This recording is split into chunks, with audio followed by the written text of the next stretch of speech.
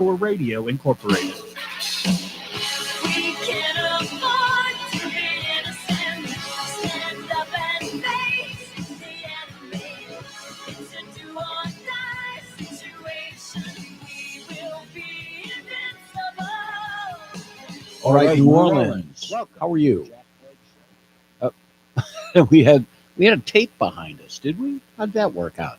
This is Jack Clegg on the Jack Clegg Show, of course. WGSO 990 AM, WGSO.com, and YouTube. Type in the Jack Clegg Show, and you'll be able to watch us from 5 to 7 o'clock.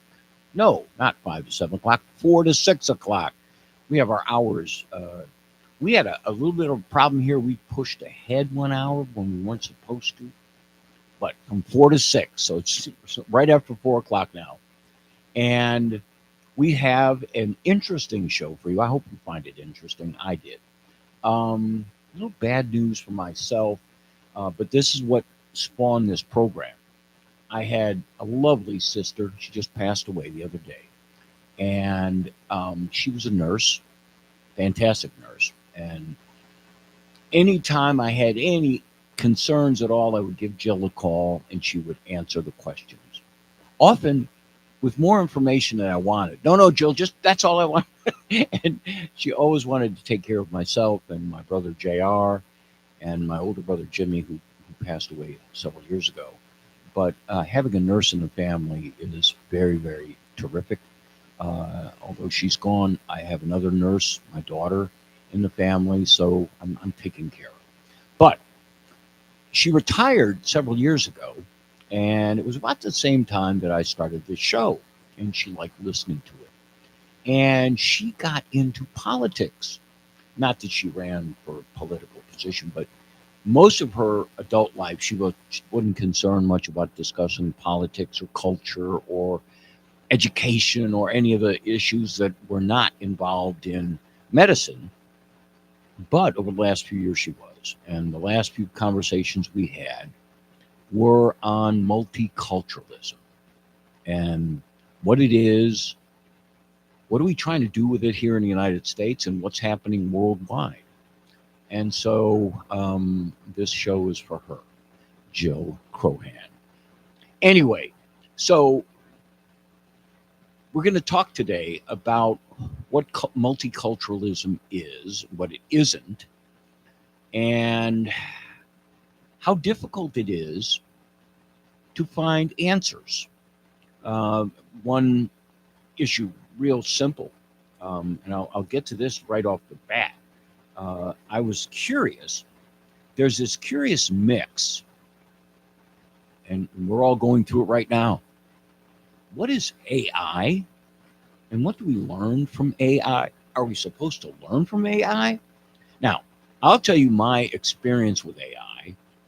And my experience is that it simply is directed by somebody, and I don't know who it is.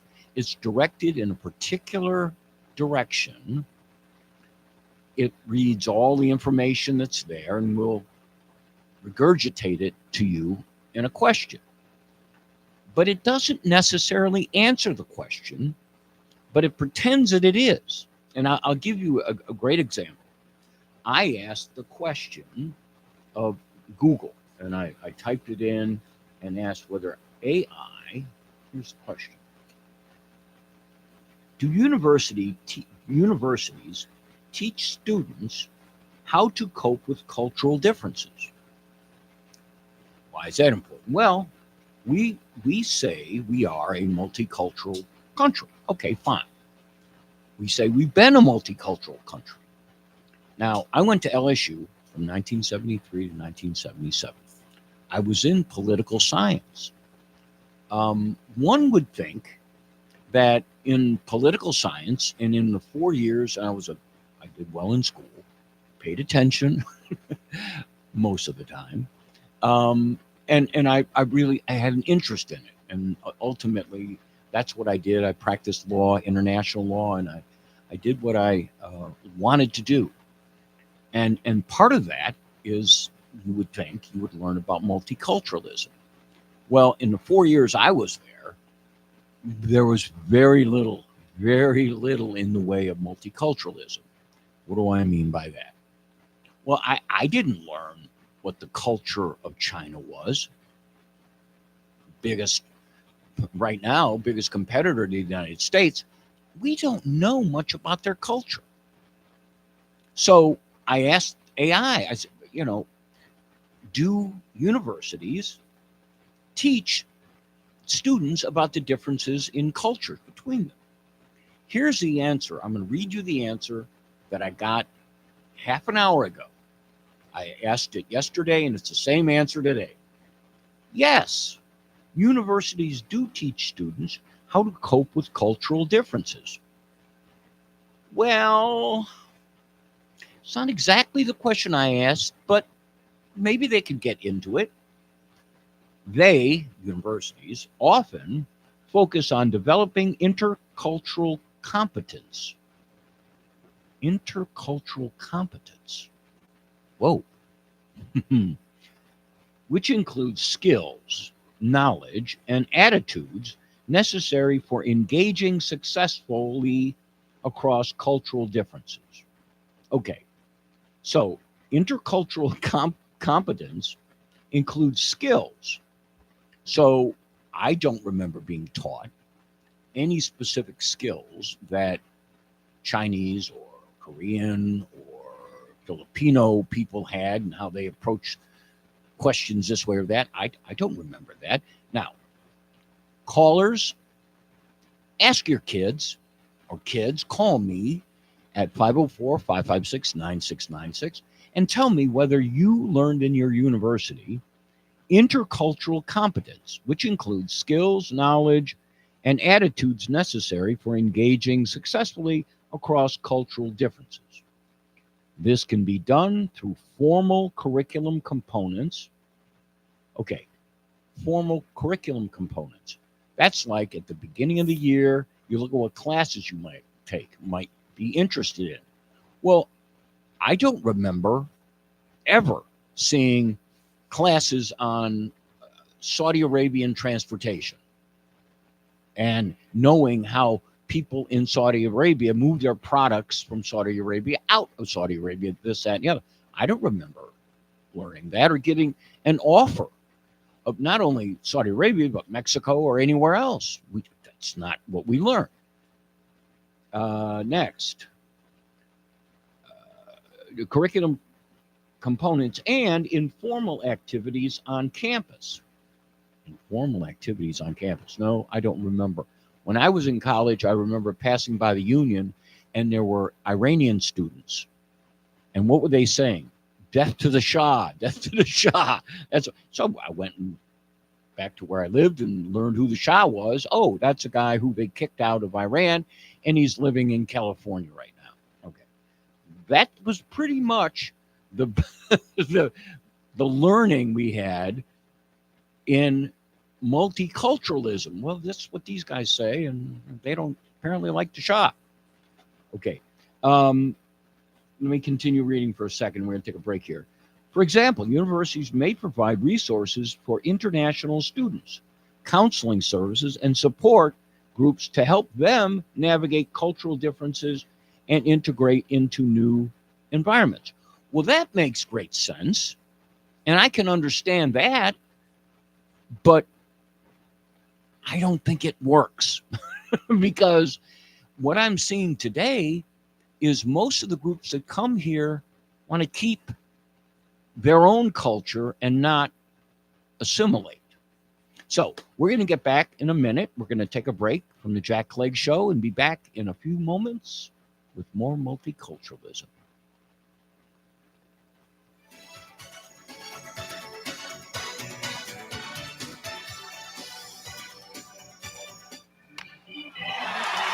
In baseball, these are the moments that bring us to our feet. But the most important moment happens when we all stand together, united for a great cause. So join Major League Baseball and Stand Up to Cancer as we stand in honor of all loved ones affected by this disease. I'm Jordana Brewster. I'm Candace Patton. Joe Manganello.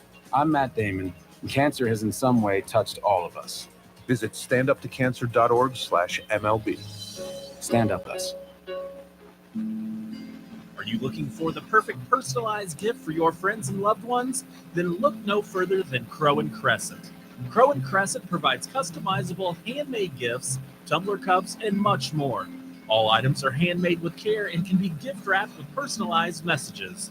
For more information, you can find us at crowandcrescent.com and on Instagram.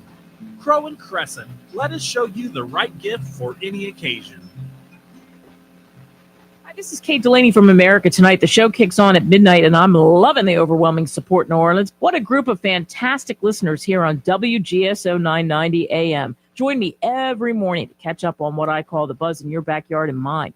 You'll hear some of the most interesting people on the planet from the world of business, politics, sports, and, well, just intriguing people with a story to tell. If you're around, give us a call. Don't worry, I'll spit out the number plenty of times on the air. Let's agree to meet at midnight right here on WGSO 990 AM in New Orleans. Hi, this is Rusty from the Olive Branch Cafe. We use only the freshest ingredients, and we prepare everything from scratch 7 days a week. West Bank born, West Bank raised, West Bank proud. The Olive Branch Cafe, Marrero in Algiers.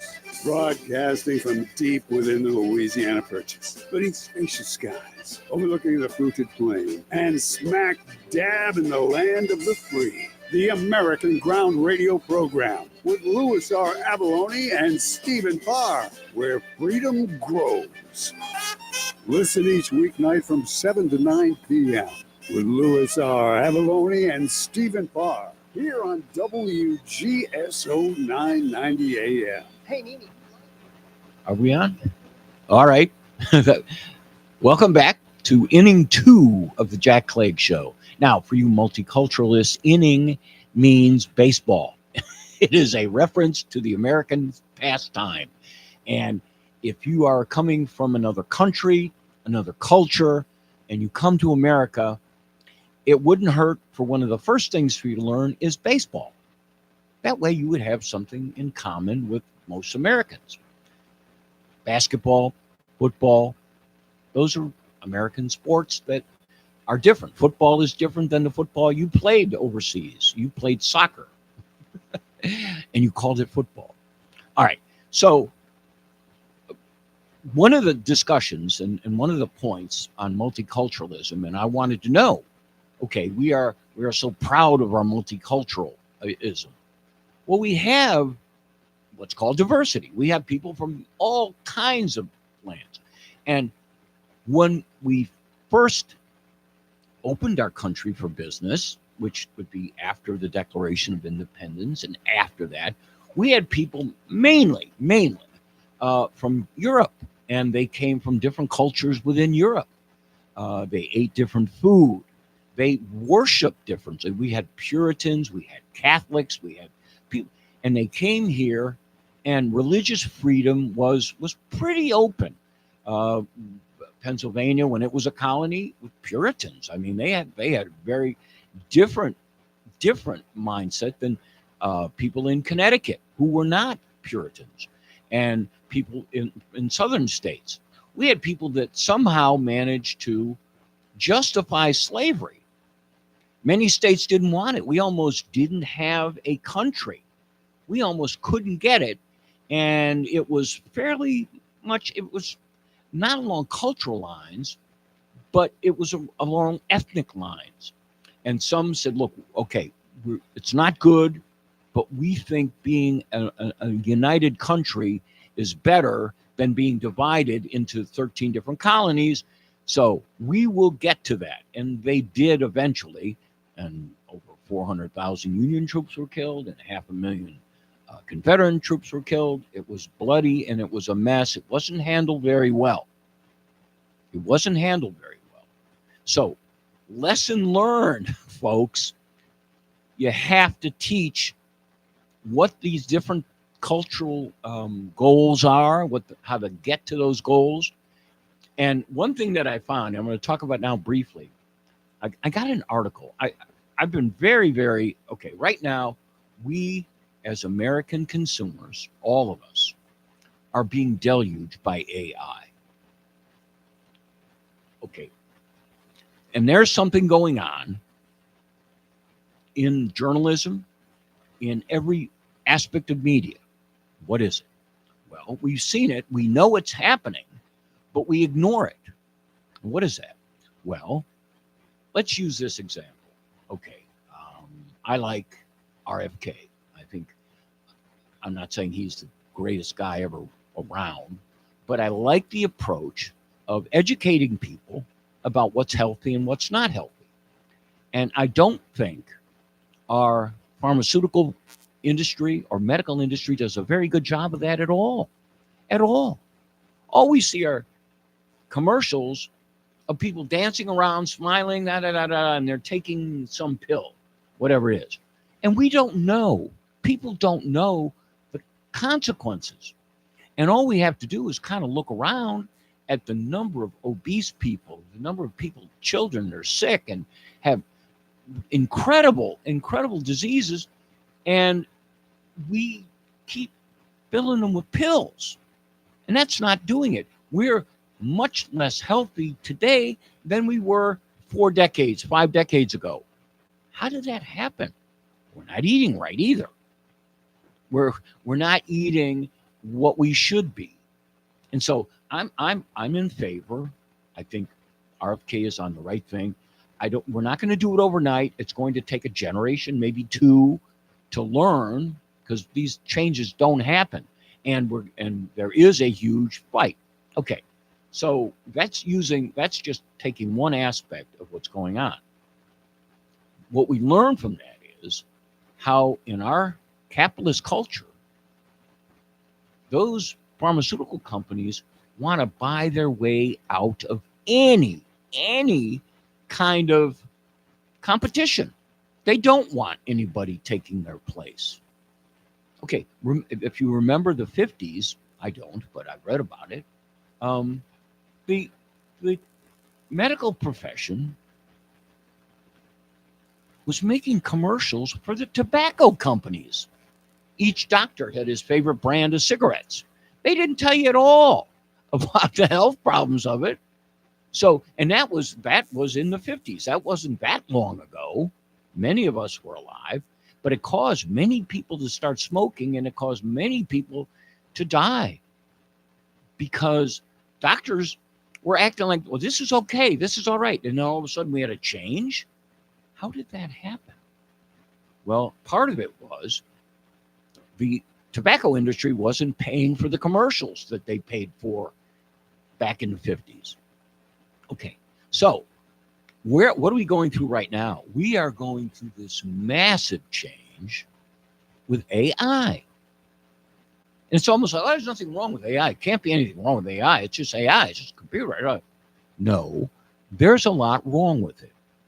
And we haven't done a thing to educate ourselves or our children about the possibility that this stuff is not really accurate. And what you're getting from AI is purchased. How do you say that, Jack? How do you mean? Okay. I found this article. It was excellent. How culture shapes what people want from AI. Oh, wow. It's from Stanford University, 2024, last year. And it talks about how the manufacturers of AI, the computer companies, have to take an approach, one or the other, toward different cultures, because cultures look at AI differently. I didn't know that because I thought everybody thought like me, but everybody doesn't think like me. People from different cultures don't think like me, and I don't think like they do. And sadly, I don't know enough about their culture to make a conclusion about what they might say. Okay, well, that might sound like a bunch of hogwash to you, but this article, How Culture Shapes What People Want from AI. Fascinating, I think, idea. And it starts out applying the cultural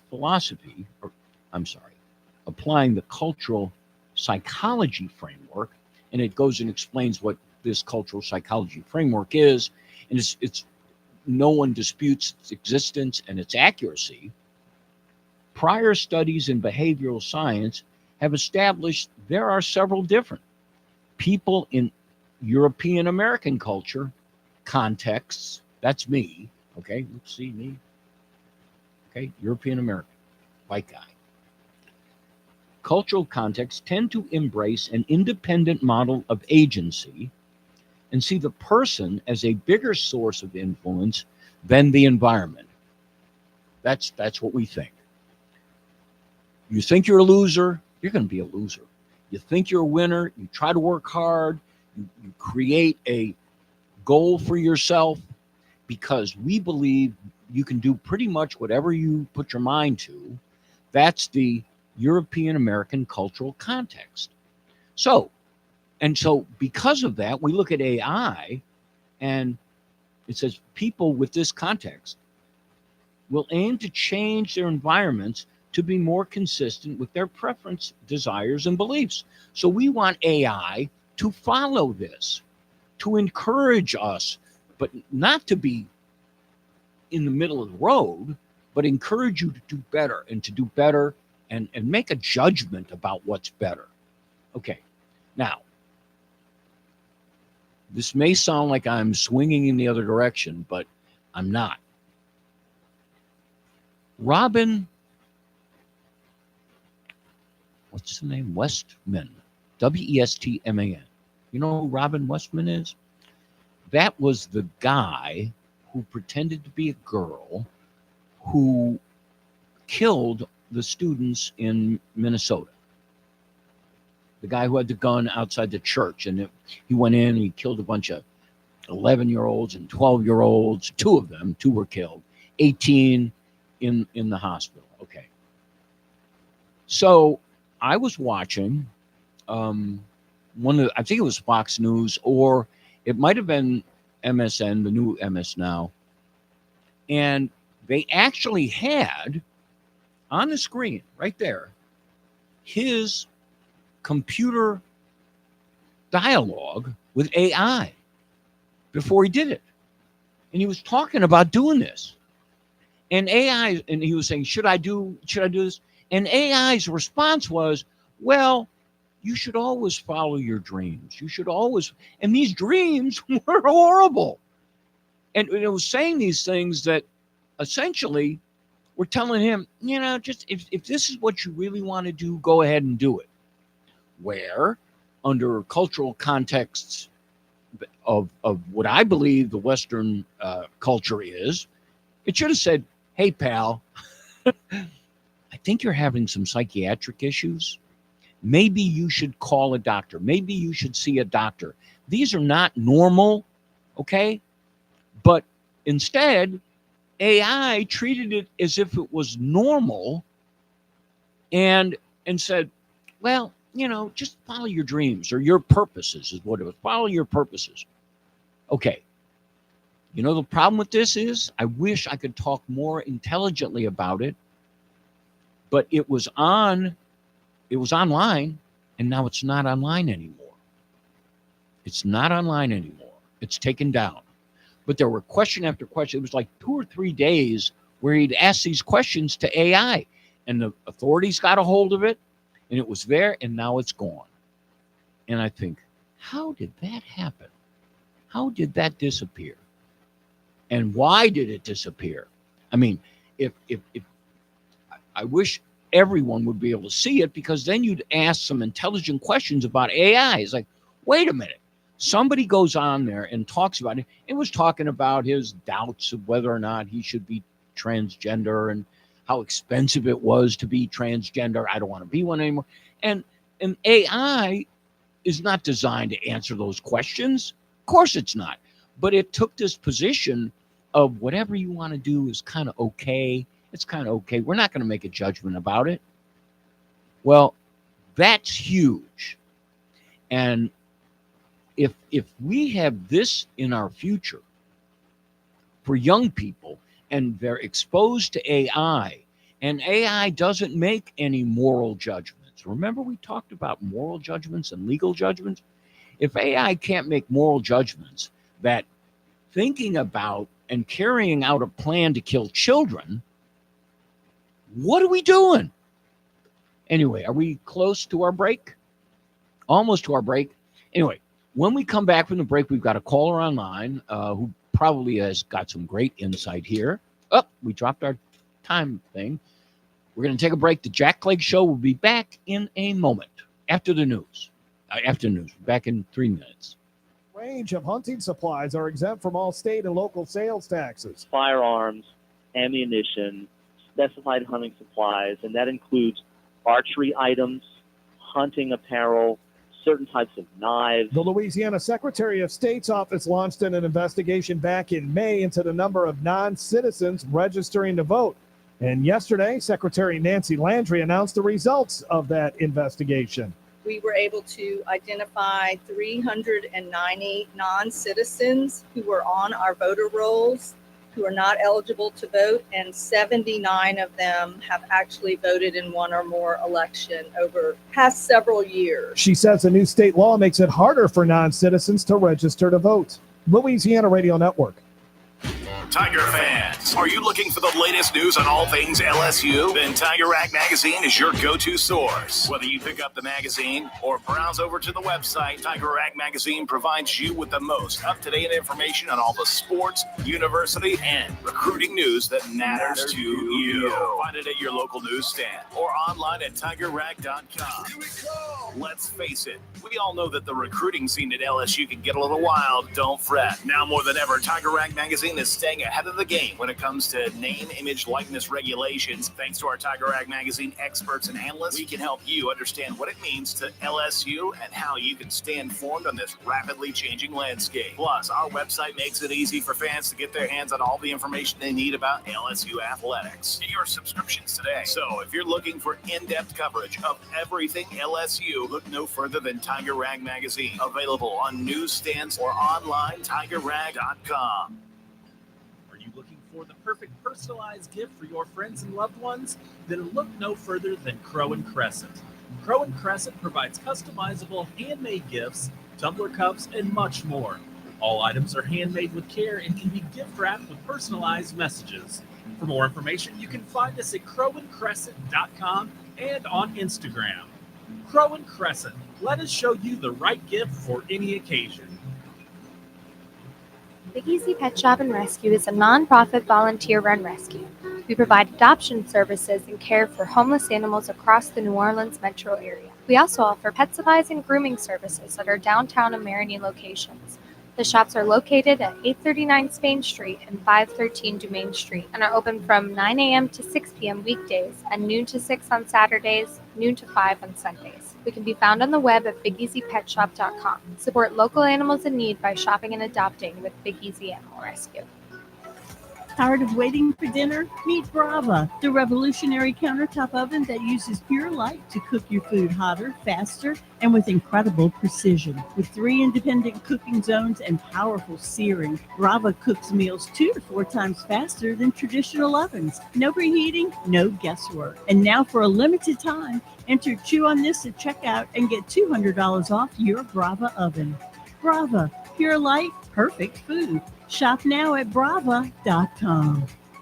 Hey, do you ever wonder who really listens to talk radio? Or even, who is this new Lisa and why are we going live with her? And what does it mean to be unscripted? Hey guys, my name is Lisa Leonardi and I am the new talk show host of Live with Lisa Unscripted. My show is about living our unique NOLA life with a touch of inappropriateness and a ton of side-splitting laughs to get you home every Monday at 4 p.m. here on WGSO 990 AM.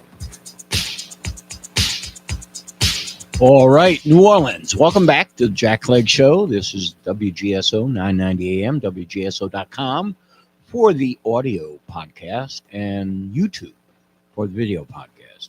Okay, a moment ago, before we get to our next call, I just want to conclude this idea.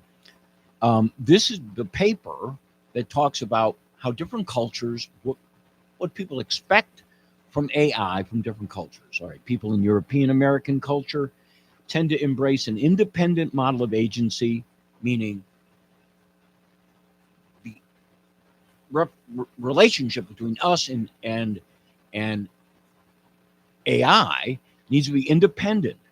And we see the person, our role is bigger, and it's a larger source of influence than anything around them. So we don't want to be influenced by AI. We don't want that at all. Okay. People of China says people in Chinese cultural context tend to favor an interdependent model of agency. Accordingly, they may view the boundaries between people and their surroundings environments as permeable and malleable. That's interesting. I find that fascinating because that's what happens in China. Somebody will tell you what your environment is supposed to be. Then they accept it because they consider their environment to be permeable and malleable. We don't, here in the United States, we don't take to that. As they say in certain states, we don't cotton to that at all. We're independent. We don't think anybody should be telling us anything, particularly AI, about what our environment is. And we believe ourselves, we're the ones that are more active, alive, and capable.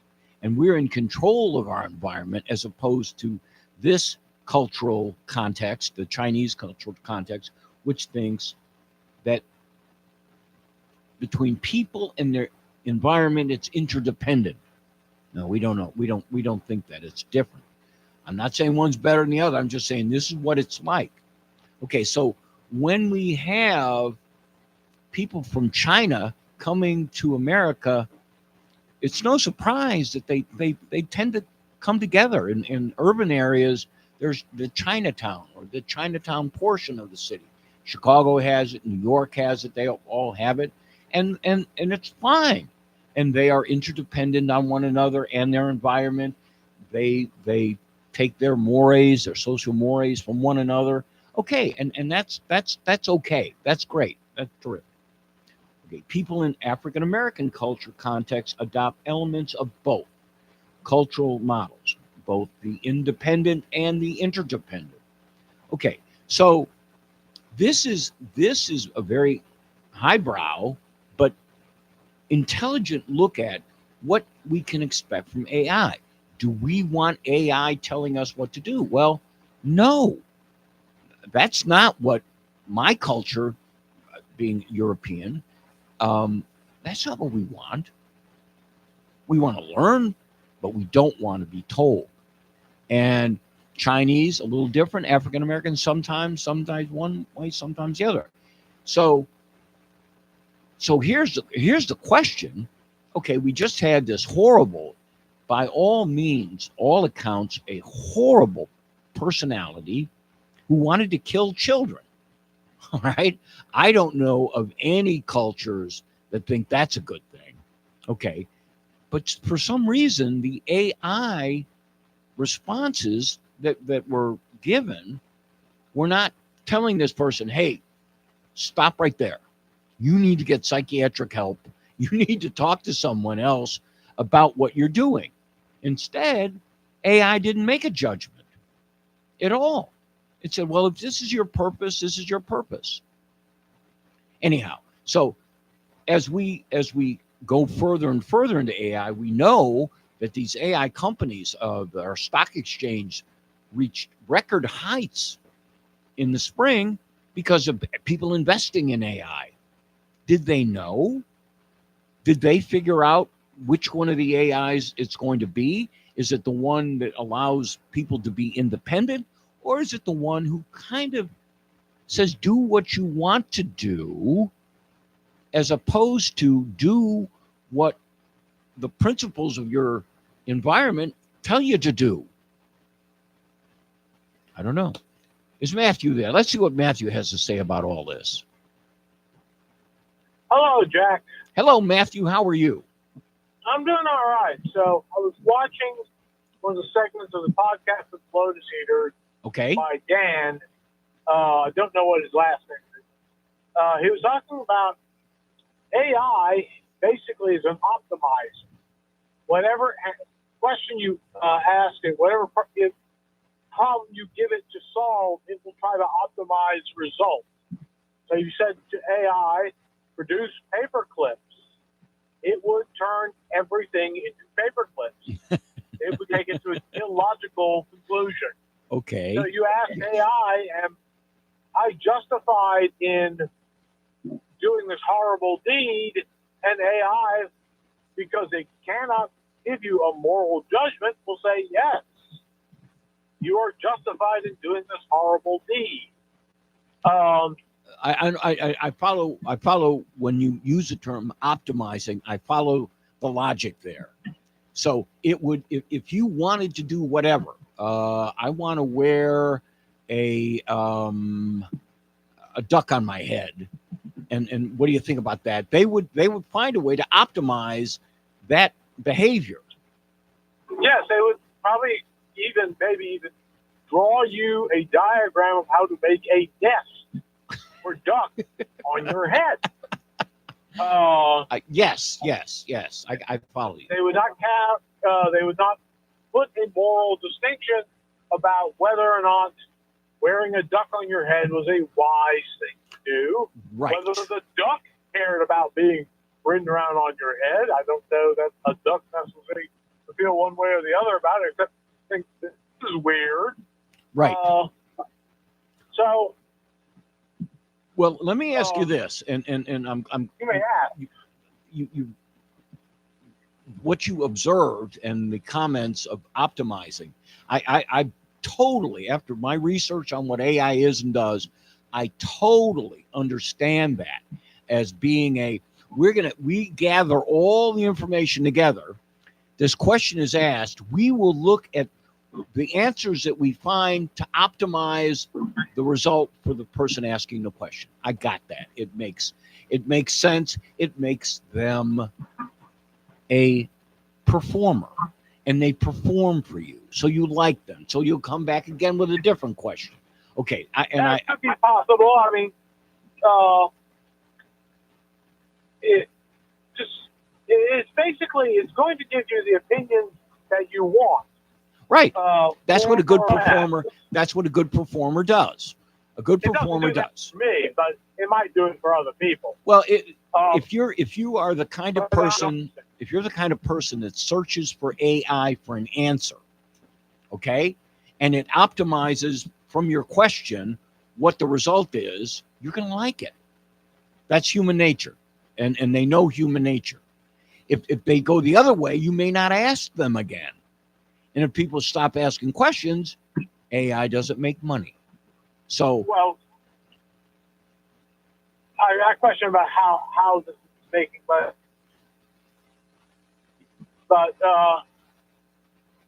you earlier said that we are a multicultural society, and I think we've gone around and around about this. So let's back around and around again. We are, in fact, a multi-ethnic society. The multicultural part falls under narrow bands of different behavior. But within reason, there are certain things that, as an American, you are expected to respect, such as we place a high value on the innocence of children. That's not a worldwide human correct value. That is correct. The thing in the United States, not even all of Europe, probably an English and Scottish thing, and Irish thing. The seeds of Albion, if you will. Did I ever send you this book report, Seeds of Albion? No, you didn't, and I'm willing to read it. Let me go back because what occurred to me is another a really good example.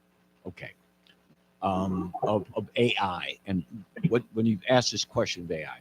First of all, let's just pick a random, very distasteful subject, but pick pedophilia. Okay, we do not like anybody touching children. It's not right. It's not good. But we have people in this country who do. Okay? Now, is it ethnic? Is it cultural?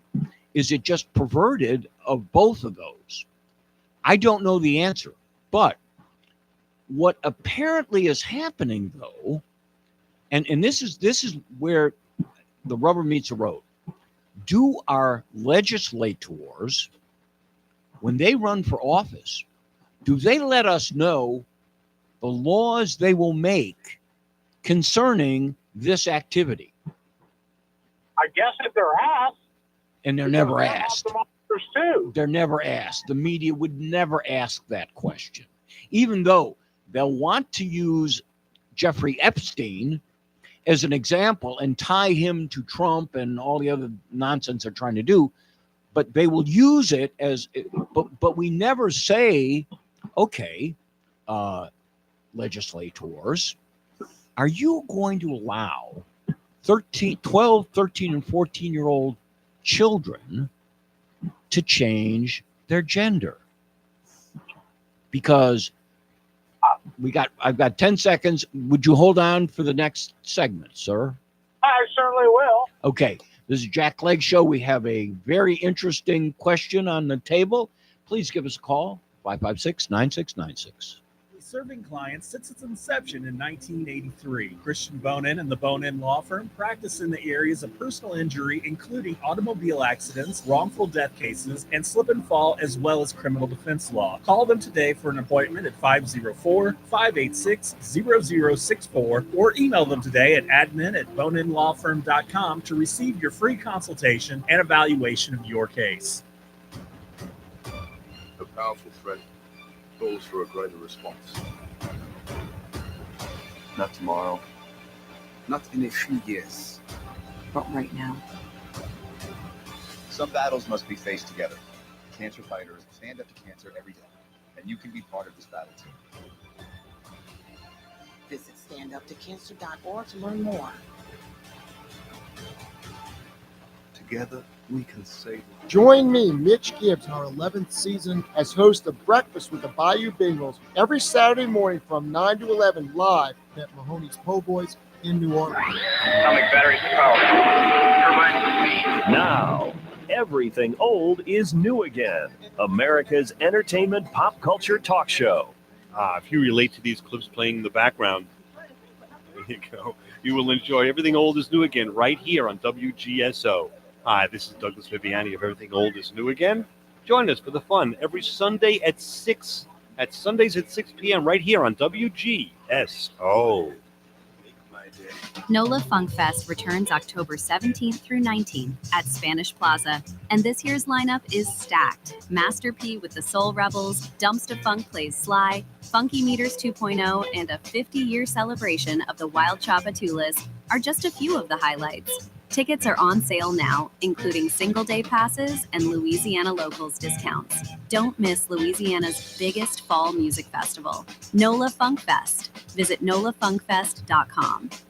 Listen each weeknight from 7 to 9 p.m. with Louis R. Avalone and Stephen Parr here on WGSO 990 AM.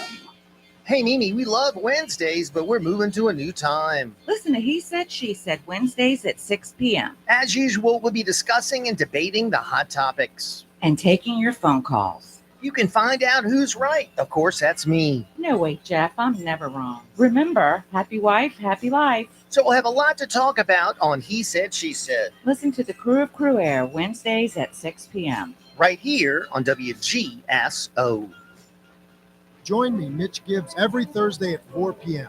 live at Premier Nissan at 6636 Veterans Boulevard, where Metairie meets Kenner for our 16th season in the Reds. All right, New Orleans, welcome back to the Jack Clegg Show on WGSO 990 AM, WGSO.com for the audio podcast, and WGSO. You can get us on YouTube by typing in the Jack Clegg Show. Okay, Marcus, I had a question for you. What's your comment? Not Marcus, this is Matthew. That all depends on literally what state you're in. I think in Louisiana, anybody interested in getting elected for office would say no, which is different than actually. Well, just for any new audience member, they would say no to what, Matthew? Would I allow 13, 14, 15-year-olds to change their gender? Correct. Whereas 3 years ago, that was an open question. My state reptile wasn't sure that it was a bad thing 3 years ago. Right. But he knows now that it's a bad thing. But we still have people like the killer in Minnesota. His mom was supportive of his position, and in other states too. And the evidence of that aren't individual people, but when I've read about it, the cost of this surgery is over $70,000. It's not insurance. So somebody's got to come up with the money, and it's not a 12, 13, or 14-year-old boy or girl. Yeah. So precisely. some adult is paying for this to happen. And I think that that's incredibly wrong. Now, had you heard about the people who have had that surgery who are now upset that none of the stuff that was installed actually performs as advertised, and they are now suing the doctors and the pharmaceutical companies for malpractice. Have you heard about that? I haven't, but it doesn't surprise me. These would be considered gender product liability cases, right? The product doesn't work. Yes. Some states have a very low burden of proof on that. If you can prove that somebody promised you this product would do this, but the product don't, you're liable. So, why else would these people do this if they didn't think it was going to work? And so, yes, that's supporting your thing. My view here is, and using this as an example, is that I was watching a program the other day, and somebody was talking about a new Disney movie it was a children's movie. And there was a scene in the movie between an older gentleman and a young girl. Okay. And a couple of the people of the movie said, this is horrible on the TV program. This is horrible. We shouldn't have this, so forth. And one of the participants said, well, the world is much different now. 4 decades ago or 5 decades ago, you would never expect to see a man kissing a man on television. That would never happen. Now, we've had homosexuality going way, way, way, way, way back. It's always been there. Okay? And it's still here today. No, it's there. There's no question about it. I don't care what you call it, whether it's instinctive, whether it's DNA, whatever it is, behavioral, it happens. But the point is, are we in a culture that wants to show it? The actual, kissing and loving that takes place between us. And that is a question that we haven't answered. It just started happening. Our legislators were never asked about this. Our churches have a stance on it, but that's kind of mealy-mouthed. Now, Pope Leo is kind of going a little bit further conservative, but all of those things, we're now expecting AI to give us answers. I mean, that's where we are right now. Young people are looking to AI for those answers. Why? Because I think they know what their parents would say. But if you go to AI and AI says, have at it, it gives support for your otherwise immoral, unprincipled actions. Could it be? And I don't know this because, my wife doesn't let me talk about politics. She's one of the reasons she hates bringing me out anywhere around her friends.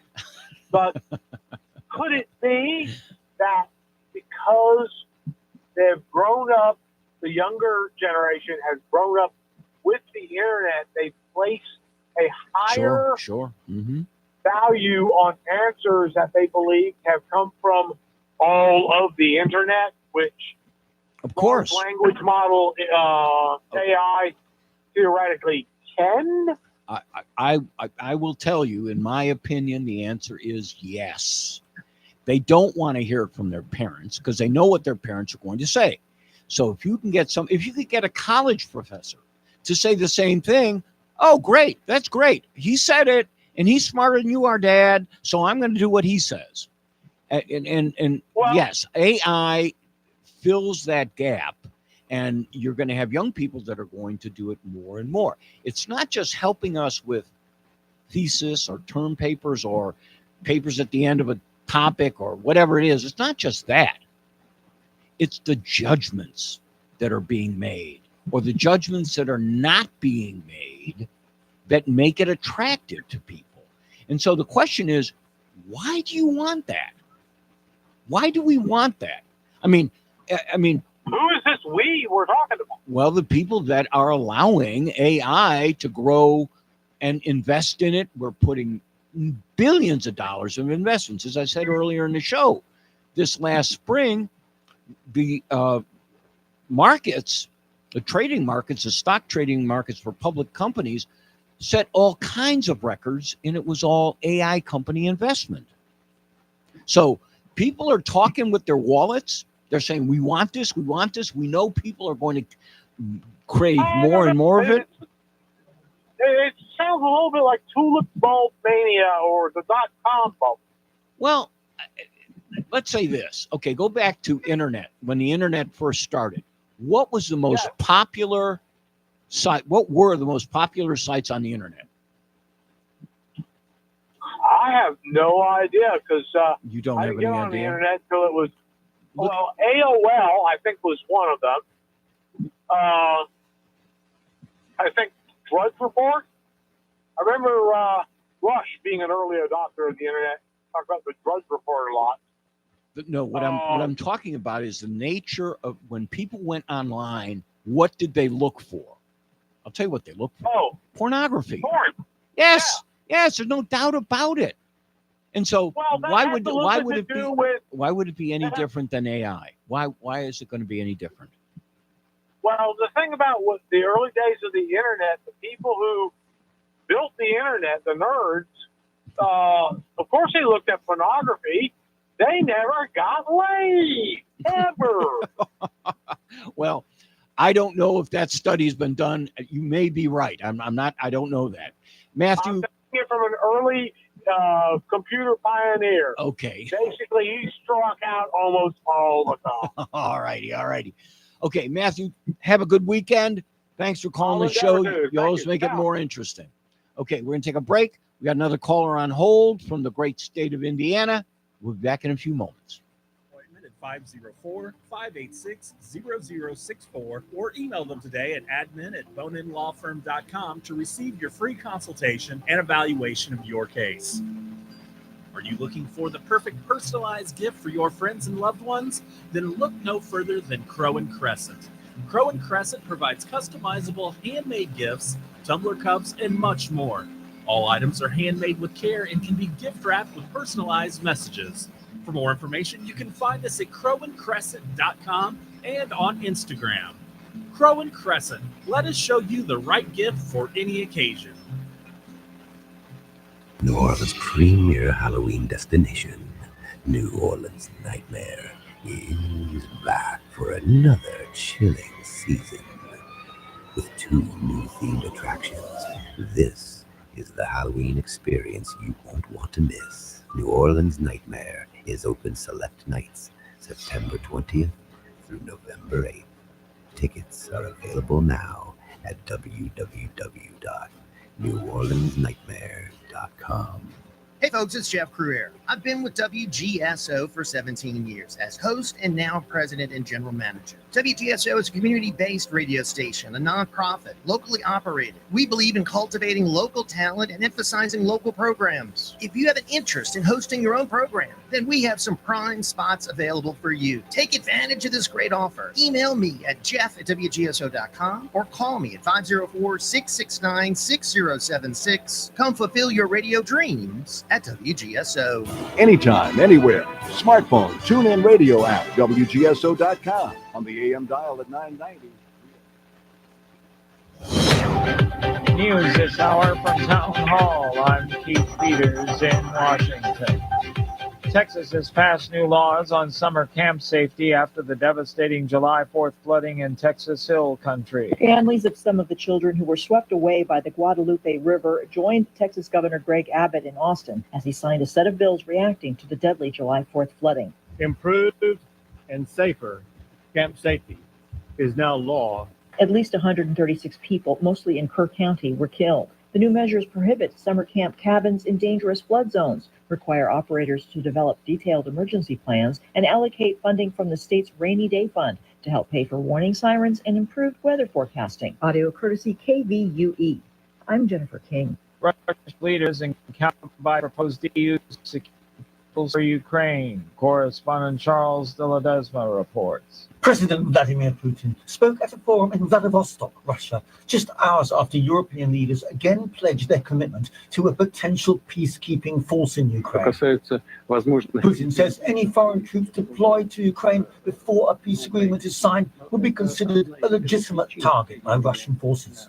Putin also dismissed the idea of peacekeeping forces in Ukraine after a final peace deal, saying no one should doubt that Moscow would comply with the treaty to halt its 3.5-year military operation in neighboring Ukraine. He adds that the security guarantees will be needed for both Russia and Ukraine. I'm Charles de Ledesma. Israel has struck a high-rise building in Gaza City after warning residents to evacuate. Strikes elsewhere in Gaza City killed at least 27 people. The military accuses Hamas of using high rises for surveillance and plans more targeted strikes. On Wall Street, the Dow down by 220, more at townhall.com. This is an urgent announcement for anyone that's $10,000 or more in debt. Before you make another minimum payment, you need to know there are special programs that can completely free you of your debt. Total Financial Freedom can help you become debt-free in months instead of years. Resolve your credit card debt, signature loans, department store cards, internet loans, and timeshares. Call now at 800-533-6605 for a free consultation. For 17 years, Total Financial Freedom has helped thousands get out of debt. You can feel confident when called because Total Financial Freedom is A+ rated by the Better Business Bureau and a Christian-owned company. Don't get stuck in the endless cycle of payments. You have the right to get your debt resolved and substantially reduce your monthly payments. Call Christian-owned Total Financial Freedom now at 800-533-6605. That's 800-533-6605. 800-533-6605. Here's the Wall Street Business Report. Stocks wobbled lower as Wall Street questioned whether the U.S. job market has slowed by just enough to get the Federal Reserve to cut interest rates to help the economy, or by but a downturn made on the way. After rising to an early gain, the S&P 500 erased it and fell 0.3% from the all-time high it set the day before. The Dow Jones Industrial Average dropped 0.5%, and the Nasdaq Composite was nearly flat. Still, more stocks rose than fell. The action was more decisive in the bond market, where yields tumbled following the discouraging data on the job market. The Dow was down 220 points today to close at 45,400. The Nasdaq lost 7 to 21,700. The S&P dropped 20 to 6481. For the Wall Street Business Report, I'm John Scott. News and analysis at townhall.com. Not a bad evening for you on a Friday night. We've got sunshine, pretty decent day yet tomorrow. Lows of 70s and to a high that goes to about 90. Sunday, the transition day with the weak front coming down. A few storms could accompany that cool front Sunday, but by afternoon, the northerly breeze begins to pull down the drier air. Setting is up for 60s to low 70s in the morning on Monday. Sunshine with a high of the upper to middle 80s. Ralph Sanji, WGSO. Great deals on construction equipment, vehicles, boats, farm machinery, and much more. Mark your calendars for Henderson Auction's Fall 2-Day Public Auction, Thursday, September 11th, Friday, September 12th. You don't want to miss this opportunity to bid on a wide variety of items. Join us at Exit 22 off I-12 and visit HendersonAuctions.com for all the details. Come to the Henderson Auction's Fall 2-Day Public Auction. Take advantage of some great bargains. Auction Business License AB-459. The views and opinions expressed during this show are those of the host and guests only. In no way do they represent the views, positions, or opinions expressed or implied of WGSO 990 AM or North Shore Radio Incorporated.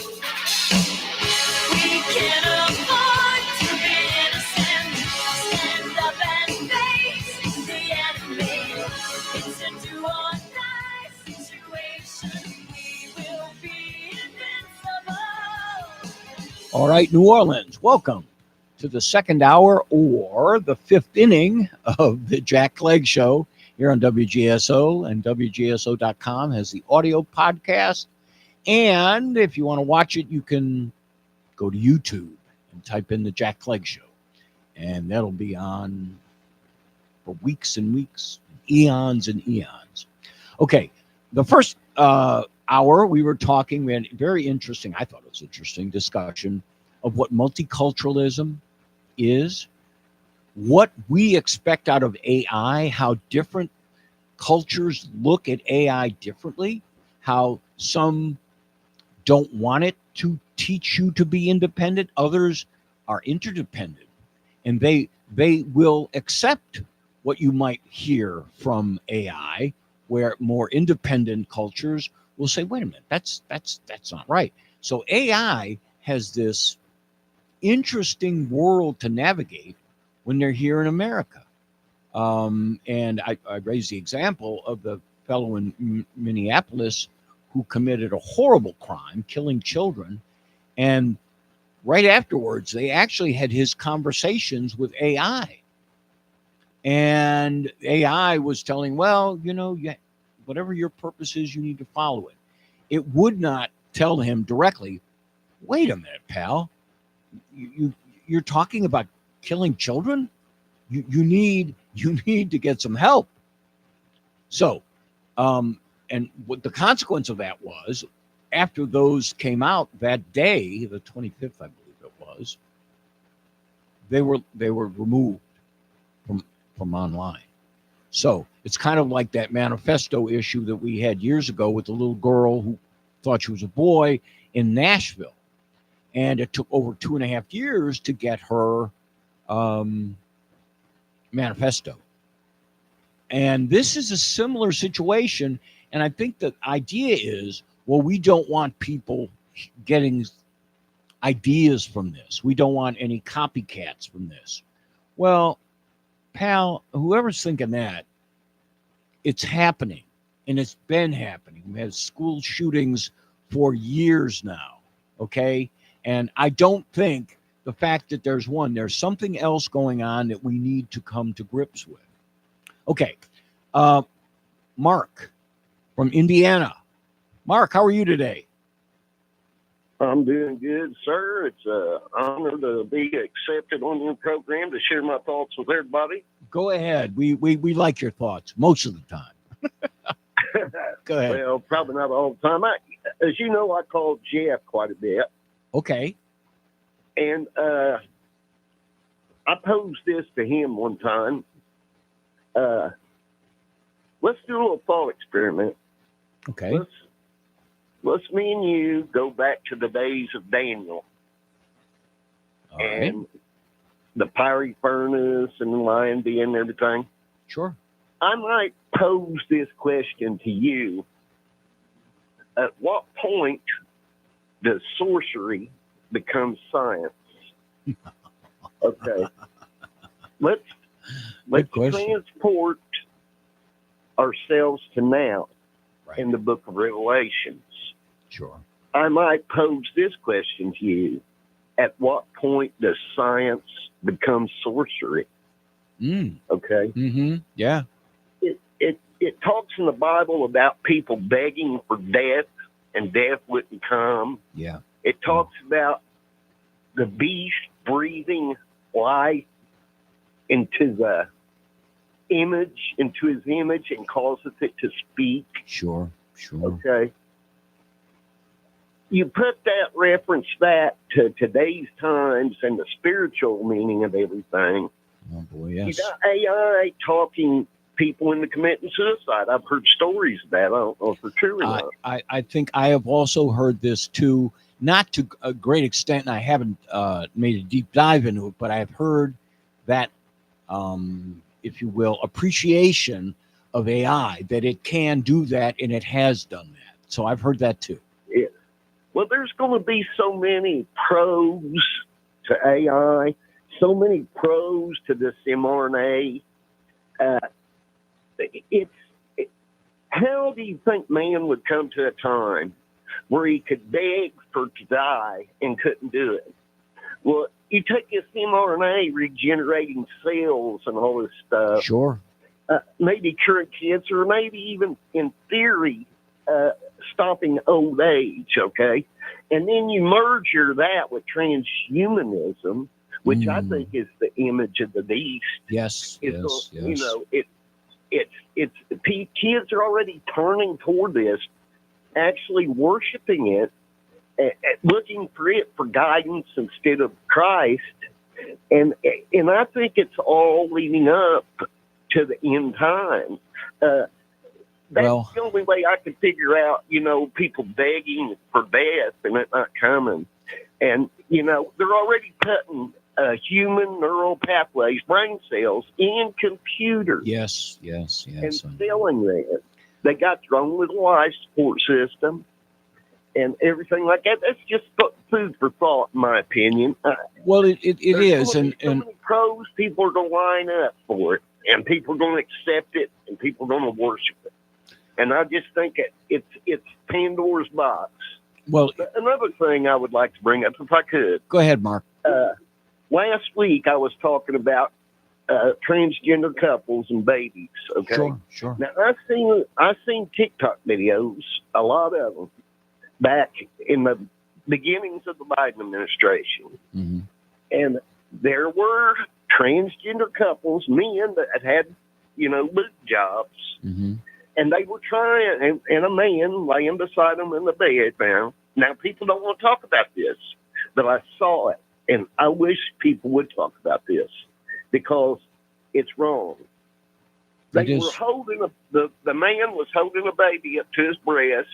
The baby was fussy. It would grab its nipple and let go. And they were laying there talking all lovingly. As soon as he hangs on, we'll feed him. And I thought to myself, you are tormenting that child. Who is gaining pleasure from that? You or the child? Is that a bond between a mother and a child, or is that a life of bondage that they're going to lead? People need to bring this out in the open. It's happening. I've seen it with my own eyes, sir. No, I don't doubt that it. I don't doubt that it exists. It does exist. My hope, and I'm just a damned optimist. My hope is that the religious world will get its head together. Okay. Now, through my life, I watched, and a young man and whatnot, religious leaders, and their thoughts through some tortuous times, like the Vietnam War and others. How do you explain this? How do you explain death? How do you do? It was tough, but they handled it well until the Catholic Church got involved in that horrible touching of little boys and all the complaints of little boys and whatnot. And the Catholic Church went the wrong direction. They protected those people. They protected them. They let them be transferred to other congregations and other places and other lands so they wouldn't get caught.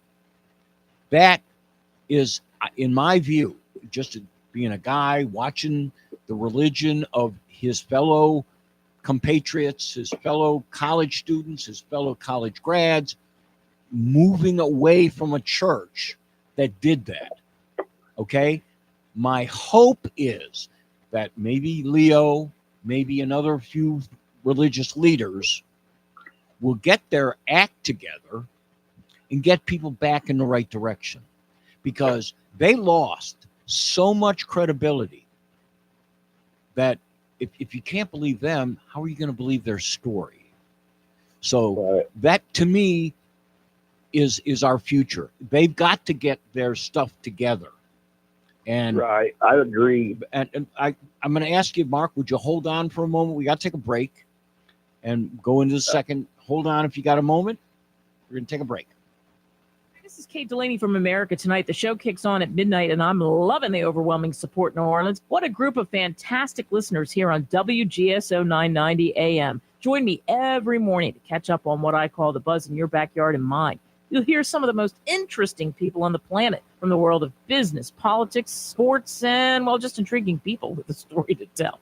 If you're around, give us a call. Don't worry, I'll spit out the number plenty of times on the air. Let's agree to meet at midnight right here on WGSO 990 AM in New Orleans. Hey, do you ever wonder who really listens to talk radio? Or even, who is this new Lisa and why are we going live with her? And what does it mean to be unscripted? Hey guys, my name is Lisa Leonardi and I am the new talk show host of Live with Lisa Unscripted. My show is about living our unique NOLA life with a touch of inappropriateness and a ton of side-splitting laughs to get you home every Monday at 4 p.m. here on WGSO 990 AM. Feel the passion. You have to turn the energy back up on another level. On game day, He's got it. He breaks a tackle. we're all raging Cajuns. Intercepted. 15-10. 5. Touchdown, Louisiana. Join us Saturday. Louisiana kicks off its season against Rice. It's unforgiving everybody. Our coverage begins at 6 on your home for Louisiana football. Only on the community voice of the Crescent City. WGSO 990 AM.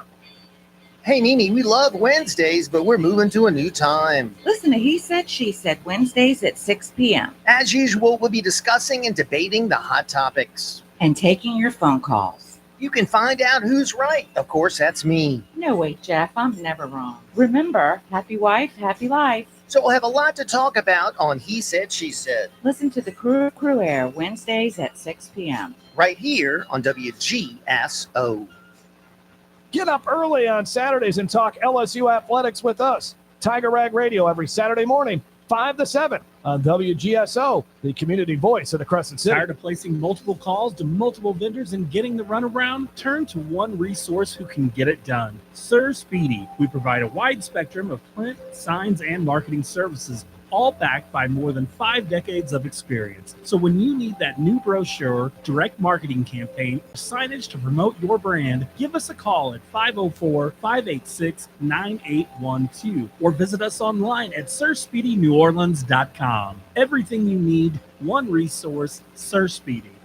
Hi, everybody. This is Jackie Gumbo. I'm inviting you to join me every Sunday at 5 p.m. for Uncle Jackie's Gumbo, heard only on WGSO 990 AM or WGSO.com. Don't miss You on This with John Clement and Patty B, 1 p.m. Saturdays on WGSO 990 AM and WGSO.com. New time, same great flavor. All right, New Orleans, welcome back to the Jack Clegg Show. What are we in? Inning number 6? Inning number 6 of our 8-inning 2-hour game. WGSO 990 AM and WGSO.com for the audio podcast and YouTube, the Jack Clegg Show for the video. Okay, I just given my prediction. If I was an optimist, we would get through some of this, but it would require, I think, more action on the part of organized religion to admit they really failed. They really, really, really failed. And to actively recruit young people. Now, I know on that end, I know Christianity is getting a big boost in the middle of the country.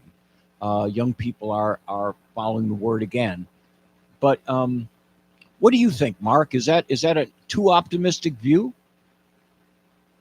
Well, I would love if I could have an optimistic view, but when everything I see on today on television and in society with our youth, it don't give me much hope, sir. I know. I mean, there's good young people out there, and they're being brainwashed, and there's a lot of adults that have drank this Kool-Aid. Sure. I mean, parents are allowing it and even encouraging it in some places. They're mixed up too. It's a land of confusion. Well, like I said during the last segment, or not 2 segments ago, These gender affirming surgeries are $70,000. It is not covered by insurance. Young people and teenagers don't have $70,000 to spend on that. No. These are I parents bet you- or other people, other adults that are paying for this.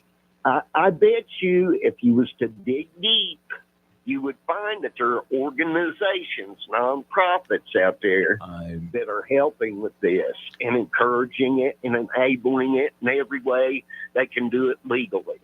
And that may be the truth, and that may be something that we're going to have to deal with. I mean, and I think exposing that is worth the dive.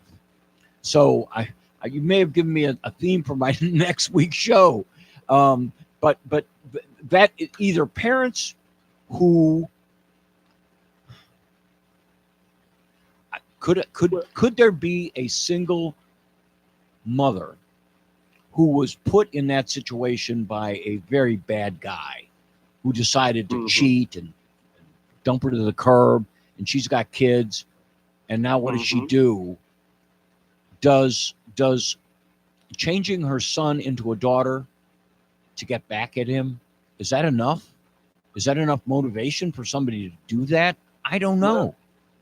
I think it would go along with not just a revenge thing, but it's also a self-centered mental psyche that is encouraged in today's society. Like I was talking last week about the educational channels, and it's cool too. Go ahead. No, go ahead. Go ahead and finish about education. Well, they're not taught any self-awareness. They're not taught pride. They're taught that they can be anybody. It's not individualism. They act like it is, but it isn't.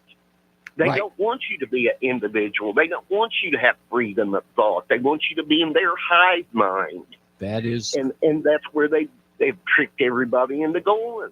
Like I say, on these educational shows, it ain't nothing but 90 Day Fiance, Neil Manor, okay, on the History Channel and stuff like that, the Learning Channel. That's all there is on there. The History Channel, all it shows is alien crap and Bigfoot and stuff like that, which, is interesting. That's all they show. They don't show anything that's actual educational. Absolutely correct. It's conditioning for their illusions of the future that they're going to perpetrate on everybody. Right. So and I totally get where you're coming from, because I remember the History Channel when it first started, and there were some great programs. There were terrific programs, and they were educational. The Learning Channel. Yes. All of the A&E used to show good stuff. Right. Now it's all filth. And so whiny crybabies. You know what I mean? It's what we call the lowest common denominator. That's where they are now, and that's dumb down our youth. That's been the plan for decades. And this is the same reaction the Catholic Church had when its brothers and fathers and bishops or whoever they were doing the diddling. They just got rid of them. Let's get rid of it. Let's not discuss what they did. Let's not punish them. Let's sweep it under the rug. Exactly. Let's hide it for a while and try to condition people to finally accept it, and then we'll be cool. Then that's we where can I all think come we are. out of the closet then. I and think we'll that's force part of it on the ones that don't want to accept it. Right. No, there's a lot of reasons I still have hope. I have hope. And I believe they could do it. The churches could do it. What do you think about the dumbing down of the youth with this newspeak, like in Orwellian situation? Well, like maps, I know. And all that. You know what I mean? I'm 7 years old, okay, and I read what I read when I was in college often, and I read about Aristotle, Socrates, Plato. Mm-hmm.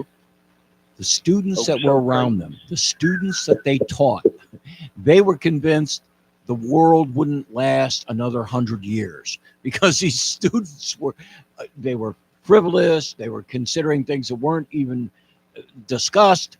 And adults always have had this view of juveniles as remaining juveniles.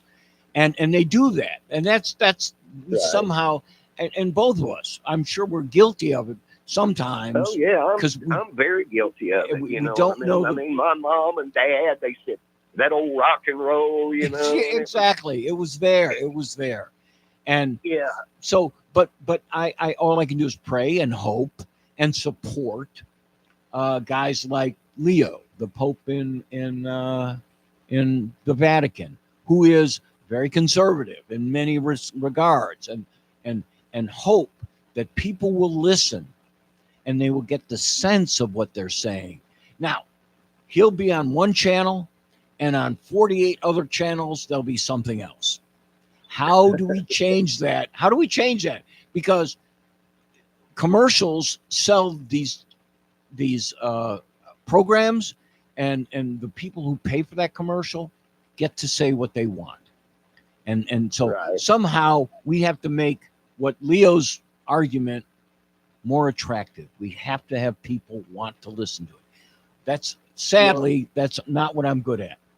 Mark, thanks for calling again the show. One more thing. Go ahead. The globalist agenda is to dumb everybody down and control everybody and have everybody dependent on whoever. Call it AI, the beast, Walmart, whatever. It's the plan. Let me follow that. I'll put an exclamation point on it. Look at what's going on in Australia right now. Australian citizens are becoming anti-immigrationists because the globalists want Chinese, Indian, Filipino, Southeast Asians to go into Australia. And Australia, we don't want. What are you doing? Why are you bringing these people here? Why are you doing this? And so people, that's exactly what I think it is. Divide and conquer. Well, and they call it something else. They don't call it division. They call it unity. But it's not. Unity. It's not. It's a lie. All you got to do is look at it. You can have high hopes about it and be virtuous about it. But the truth is, it's division, not unity. Sir, you are 100% right. Thanks for the call. Have a good weekend, Thank Mark. you, sir. All righty. Folks, we got to take a break. We'll be back in a few seconds with the Jack Clegg Show. All from the comfort of your home.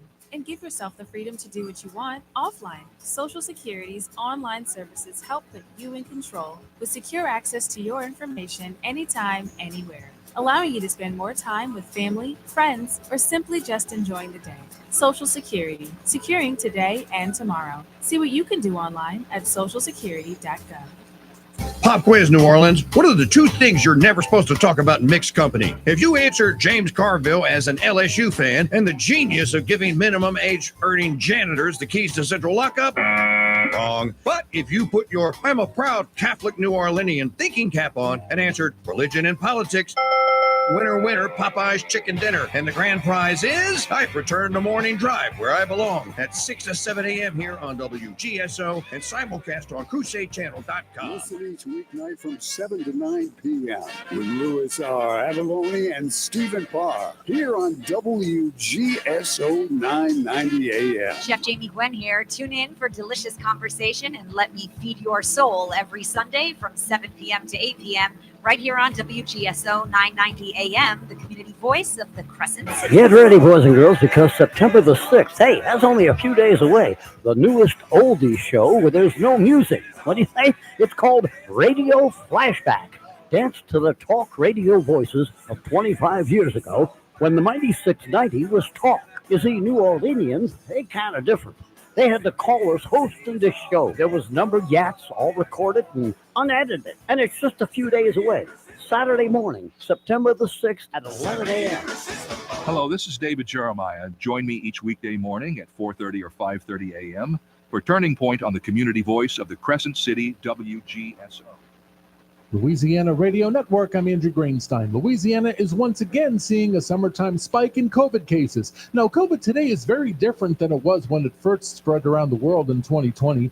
Dr. Joseph Bikini, a pediatric infectious disease specialist at Willis-Knighton, says while COVID can still have very severe consequences, the likelihood of that is somewhat diminished nowadays. It's such a contagious virus that everybody virtually has been infected, maybe infected more than once, and a large number of people have been vaccinated. What a difference a year makes. Last year at the Louisiana Shrimp and Petroleum Festival, Seed Consulting found that 4 of the 5 vendors it tested were selling imported shrimp. This year it tested 7, and all 7 were selling Louisiana shrimp as required. Seed co-founder Aaron Williams was very happy to see that everyone complied with the spirit of the festival. What we saw at this festival is really what shrimp festivals across our coast are meant to be. LRN. Tiger fans, are you looking for the latest news on all things LSU? Then Tiger Rag Magazine is your go-to source. Whether you pick up the magazine or browse over to the website, Tiger Rag Magazine provides you with the most up-to-date information on all the sports, university, and recruiting news that matters to you. Find it at your local newsstand or online at tigerrag.com. Here we go. Let's face it, we all know that the recruiting scene at LSU can get a little wild. Don't fret. Now more than ever, Tiger Rag Magazine is staying ahead of the game when it comes to name, image, likeness regulations. Thanks to our Tiger Rag Magazine experts and analysts, we can help you understand what it means to LSU and how you can stay informed on this rapidly changing landscape. Plus, our website makes it easy for fans to get their hands on all the information they need about LSU athletics. Get your subscriptions today. So if you're looking for in-depth coverage of everything LSU, look no further than Tiger Rag Magazine. Available on newsstands or online, tigerrag.com. Easy Pet Shop and Rescue is a nonprofit volunteer-run rescue. We provide adoptions at our downtown and Marigny locations. The shops are located at 839 Spain Street and 513 Dumaine Street and are open from 9 a.m. to 6 p.m. weekdays and noon to 6 on Saturdays, noon to 5 on Sundays. We can be found on the web at BigEasyPetShop.com. Support local animals in need by shopping and adopting with Big Easy Animal Rescue. Tired of waiting for dinner? Meet Brava, the revolutionary countertop oven that uses pure light to cook your food hotter, faster, and with incredible precision. With 3 independent cooking zones and powerful searing, Brava cooks meals 2 to 4 times faster than traditional ovens. No preheating, no guesswork. And now for a limited time, enter Chew on This at checkout and get $200 off your Brava oven. Brava, pure light, perfect food. Shop now at brava.com. Join me, Mitch Gibbs, in our 11th season as host of Breakfast with the Bayou Bengals every Saturday morning from 9 to 11 live at Mahoney's Po' Boys in New Orleans.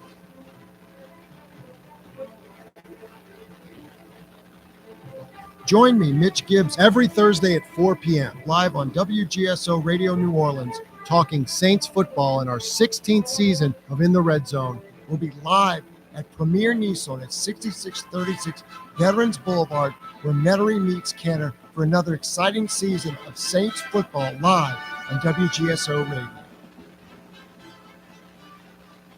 I'm pet trendologist Charlotte Reed. Listen to the Pet Buzz airing every Saturday at 6 p.m. on WGSO 990 AM, the community voice of the Crescent City.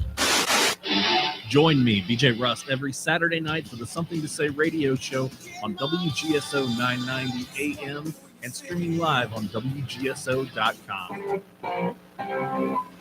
All right, New Orleans. This is the 7th inning in our 8-inning program, the Jack Clegg Show on WGSO 990 AM, WGSO.com, the audio podcast, and YouTube. You can type in Jack Clegg Show and you can watch us.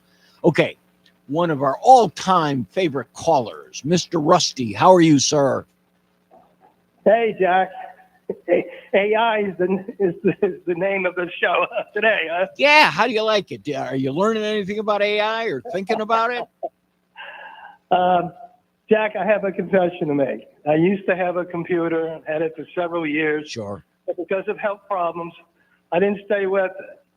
In the last few months, I re-engaged with the internet world with a tablet, which makes it easy for me to handle. Sure, yes. And and I'm back with that. But I have reservations about the whole thing. You know, when you ask Alexa, Mhm. can you get me some information? She says, well, a contributor has given this and a contributor has given that. You don't know who these contributors are. Exactly. You have to do research. Yeah. Yeah. I remember a friend of mine who's passed on now, about 20 years ago, said the difference between modern society, and this was like the early 2000s, is the word faith. And the problem is that the kind of faith I'm talking about is trusting people or things or Sure. whatever.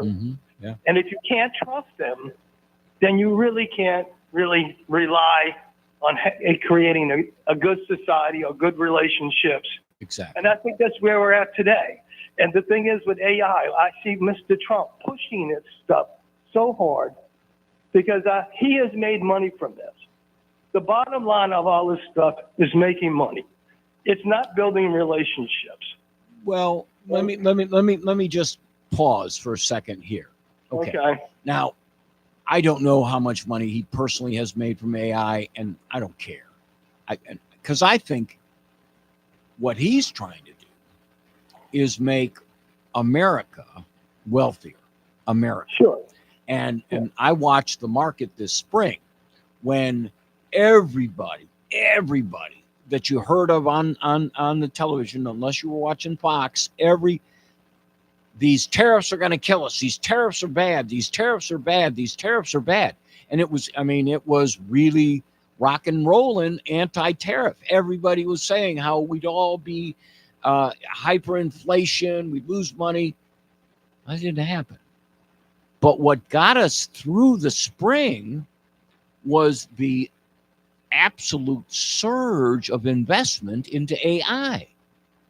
And so I don't know if it's Trump making money or Trump. I'm not saying, Jack, that he's personally making money. Okay, I misunderstood. He has been molded by certain things in his background to make him think that money is the answer to everybody's problem. Well, I would agree with that. I would certainly agree with that, and I would agree that he is encouraging that Bitcoin. Yeah. He's encouraging AI. And I don't have nothing against the tariffs. In fact, I'm for the tariffs. We've been screwed over by so many countries for so many years that it's incredible.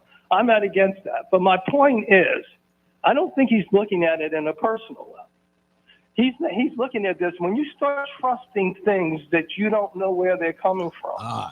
And I include. I agree. This is where we made porn. Institutional religion. And I'm a believer in God. In fact, I say God is the answer to this thing. But I don't believe that the institutional churches are going to do it. You were mentioning the Catholic religion. People that trust their children and themselves to the Catholic religion simply because they wear black suits, white collars, and they think they're going to do good. But we've learned by now that quite a number of them don't. And the point is that as long as you're trusting something simply because of a label or a tag, you're not basing it upon something that's substantial enough to put yourself or your children in the hands of. Well, and that's what's going. Go ahead. That's kind of what I said. I'm gonna make it a little bit clearer. Mm-hmm. The Roman Catholic Church has suffered mightily. Its trust has gone down because it decided to listen to its lawyers, and rather than say, yes, this one of our guys was diddling where he shouldn't have been, and therefore we're going to get sued, we're going to take that guy and send him to Mexico. We're going to send him to a parish down in Ecuador. It's where he can't get sued, where he'll shut up, we'll never know. And so it's only now, 20 years later, that some of these lawsuits are coming to fruition. But the Catholic Church did a good job of saving its assets. Look what it did in New Orleans. Look what it did. It completely, the archdiocese completely said, no, we don't have any ownership interest in this church or that church or that church or that church. it gave that up back to the church. Why did it do that? Because the archdiocese was the defendant. Well, I'm not quite sure. Can you clarify that a little more? Because I'm not sure about. Okay, the archdiocese, one big, huge combine of all of the churches in a jurisdiction. Let's say Orleans Parish, Jefferson Parish together. Okay, what it did was it took and said, we don't own this church anymore. This church owns itself. Gotcha. So the I value, see what you're saying. But Jeff, what's so sad about this is that money has made them. Well, exactly. That's what I'm saying. And they listened to lawyers who said, "Oh, don't admit anything. Don't admit a thing. Don't say your broken pedophiles did anything. Don't say that. We'll just ride this storm out." Well, year after year after year, each church had less attendance than the year before. And that's what happens when you lose your trust. And what I was hoping for, and what I said, what my optimism is, that somehow the Catholic Church can regain some of that trust that it lost. And it isn't going to happen they can wait a couple more generations until everybody who was alive at that time dies. And that looks like the theory that they're going on. But they're hoping that people who were alive during this time won't be alive anymore. They won't either. But the Catholic Church will thrive after that. Well, that's just wrong. That is just wrong.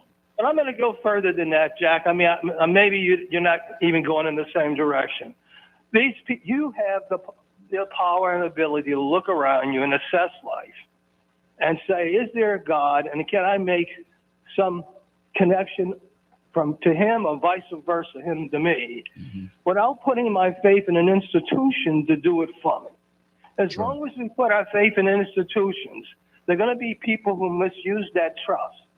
Right. And they're going to do that. Right. No matter what institution it is, whether it's Catholic or anything else, you have that ability. You're a man. You're mature. If you believe in the Bible, you were created in God's image, and it goes from there. And all I'm saying here is that the trust factor in our society, my concern is that AI is going to remove any possibility of using trust as a means to find out true information and what's good for our culture. AI is going to replace that. And that's where we're coming from. I hope not.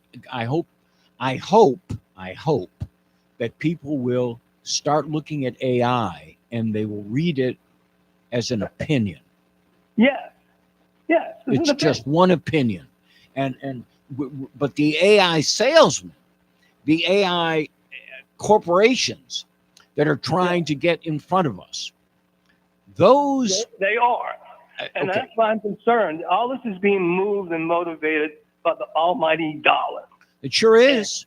And there's nothing wrong with making money, but when you start making it the means of teaching your whole culture and society, letting the instincts and the feelings and your own soul to find out what's wrong, what's true, what's not. When you start doing that, I think you're in real danger, and it's going to lead to some bad. I don't know if you remember the song in the year 2525. Yes, I do. I remember that. I am old enough to remember that. Yes. Well, that's where we're going faster than we thought. That could be right. Would you hold on? I want to make another point about AI. We got to take a break before we go to our last 8th inning on the Jack Clegg Show. We'll be back in a few minutes. Hold on, Rusty.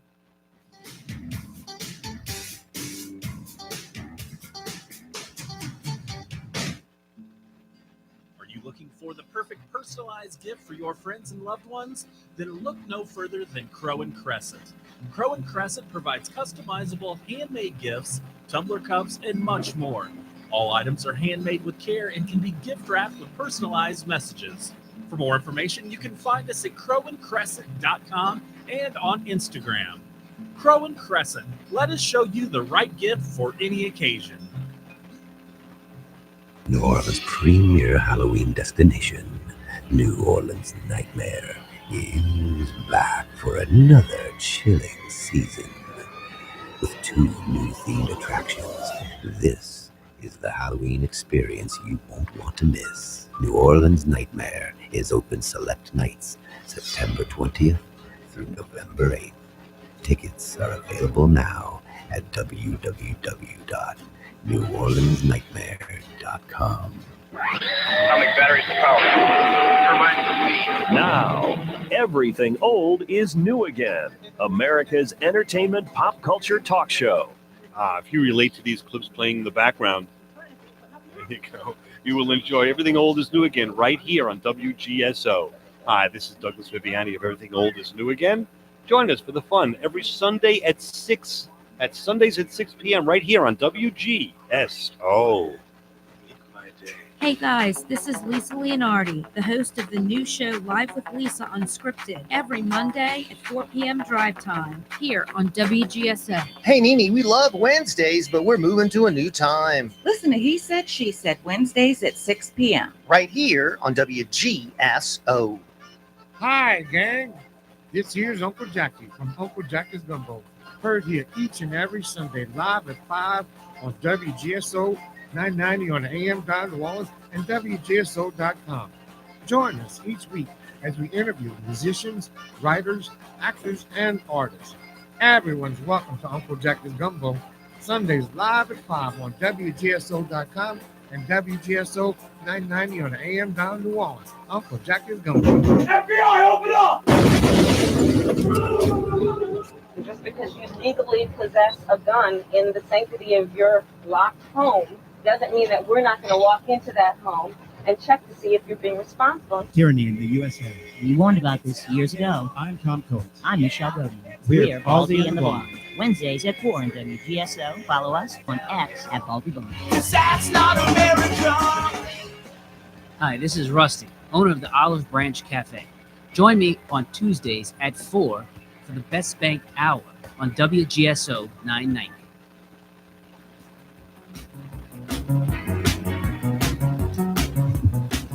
All right, New Orleans, welcome back to the Jack Clegg Show. This is our last 8th inning.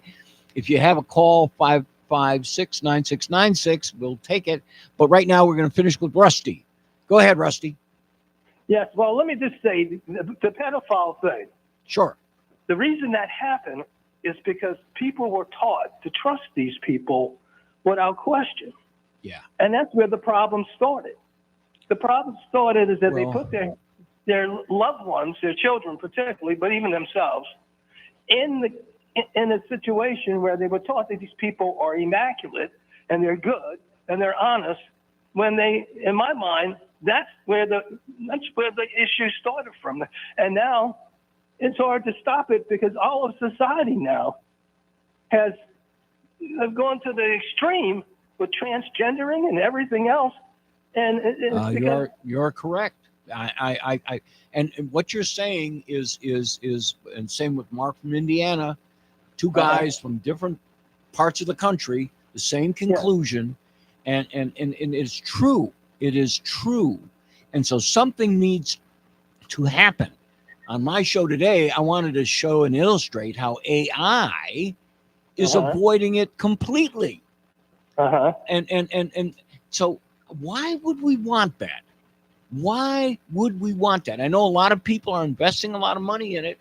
And if it is, in fact, another means to destroy parental discipline, if it's another means to do that, I don't want it. And frankly, I'm going to keep looking at it. And every time I hear it, so to me, I went to dinner with a dear friend of mine. He works for a company. He's got a high position. And we were talking about AI. And he said, oh, yeah, I use AI, but only for writing. I said, what do you mean for writing? Well, you know, I'm not the best writer in the world, but AI really can write things and can condense it and has really good grammar and so forth. So I said, what do you do? Well, I give them the information, the ideas and whatnot, and then they turn it into a product that I'm happy to share with my colleagues, and they think I wrote it all, and it's great. I asked him, does any of that information that you give to AI, is any of it proprietary? He said, what do you mean proprietary? I said, things that you want in your company, but you don't want out of your company. Like perhaps you're going to be bidding on a new job and you like this part of the job, that part of the job, and you try to put a bid together. Okay, fine. That's proprietary. That's yours in your company. If another company found that out, what would they do? Well, they might try to bid on it. They might learn this possibility is there. So how do you know that the request that you put in to just write something for you, that AI isn't going to sell that information to somebody else? We all know that AI is like every computer program. It's in it for the money. They're in it for the money, and that's it. And we want them to be in it for the money. But if you are giving them proprietary information and you want them just to edit your work like a good editor, that's fine. But what about the meat that's inside? That's what someone wants. So you put it in there. You want to look good because it's grammatically concise written. It's wonderful. But do you know what's really happening? These questions, I don't know the answer to that. I looked online. I couldn't find any answers to it. And I think we just have to be smarter. We can't fall for this stuff. Any of you people out there, okay, being a good writer is important. Writing and being clear with your language is important, and so forth and so on. But is it worth your competitor knowing what you're writing? I don't think it is. I think you can find someone who's a better writer and hire him to do that rather than just give it to AI when you don't know where it's going. So, go ahead. Can I ask you a question? Certainly. Okay. I had a friend of mine who told me once, this is going back maybe 15, 20 years, that the worst invention was phones, particularly cell phones, because people carried them around, unlike the wire phones. Yes. And when he learned he can make money from the computer world, his whole life is now consumed with the internet business. Sure. And now he loves it, I think, without question, without reservation. He loves it so much. So my question to you is, do you think the internet and the technological world, even with telephones and the internet, is depersonalized so much that we become disconnected from one another? I have a real easy answer. Do you know what a yonder pouch is? No, sir, I don't. Okay. There are now 17 states that will not let K through 12 kids bring their phone to school. If they bring it to school, it goes in the yonder pouch. That is a little bag, and it gets put away to the end of the day, and then they can get it. To me, that's what the future is. We have to educate people and students, that's who I'm talking about, and not let them have these phones all day long, that during the discussion, they're on their phones. They're not listening. Phones have instant answers to questions that aren't being discussed in class. So yeah, but Jack, let me ask you this. They see the adults. They have these phones. Yeah. They have these computers. Oh. And so on. And they're saying, well, they can do it. Why can't I do it? Because you're a student. My thought is basically we're all doing it today. And when I bought the new computer in the last few months, I said to myself, I hope I don't get so consumed with this thing that I become disconnected from humans. And you know? all I know is this. If adults find themselves doing that, they have judgment. They're foolish to do it. They're foolish. Children like shiny stuff. They like stuff that's quick, that makes noise. So we put those in a yonder pouch. At least we know that for 6 hours or 7 hours during the day, our tax money is being spent on teachers that are teaching something, and someone is going to listen. If they don't listen, they can be disciplined. So does that mean I'm writing off adults? No, that means adults are on their own. Okay? Yes, Children adults are shouldn't be on their own. We shouldn't have them being subject to AI, being subject to TikTok, being subject to these influencers. They should be subject to their teachers. Yeah. That's my. Well, I'm glad you're taking this position you have on the AI thing, because I know many people are gung ho about this stuff. You know, we're in competition with the Chinese and then so many other countries, and they think we got to compete with them. But I hope they put their own personal, if you will, their own soul and their own personal lives ahead of this stuff, because I think it's a dead end. Well, I agree. For a culture. I agree. Well, thanks for Jack. Rusty. Have a good weekend. Maybe we'll talk to you next Friday. Hope you're around. Hopefully. Okay, good. All right, folks. How we doing with time wise? Got a couple of minutes. Oh, okay. This is a story. All right. Governor Landry. I'm a big supporter until I read this story about you. Okay. I have to say, when what's her name got indicted, our mayor, Cantrell, got indicted, I had some glee because I don't like the mayor. Okay, don't like her. Haven't liked her for a while. And what she got indicted for was foolish, intentional behavior, alleged intentional behavior of having an affair with someone and spending taxpayer money where she shouldn't. Okay. Today, our governor entered into a settlement agreement with the Louisiana Board of Ethics, a settlement agreement where he was penalized for accepting free travel. Now, you got two different things. He gave an affirming answer. Yes, I'll travel for free on your dime to various interests. Okay? You can't do that as a politician. You're not supposed to do that. Now, his argument was it was a little, the regulation was confusing. I didn't quite understand it. That wasn't the best answer. Okay.